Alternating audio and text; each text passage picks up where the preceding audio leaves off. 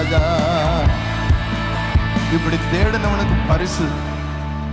இப்படி பிரசன்னத்தின் மேல தாகமாய் பாடி பாடி தேடினவனுக்கு கர்த்தர் கொடுத்த பரிசு.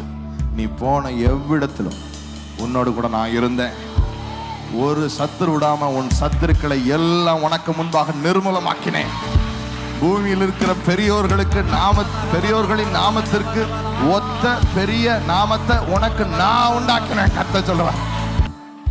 ஆனா நம்ம செய்ய வேண்டிய வேலை அவர் சமூகத்தை ரிகார்ட்லெஸ் ஆஃப் த சிச்சுவேஷன், இல்லை என்ன பாதையில் போய் கொண்டிருந்தாலும் அவர் சமூகம்.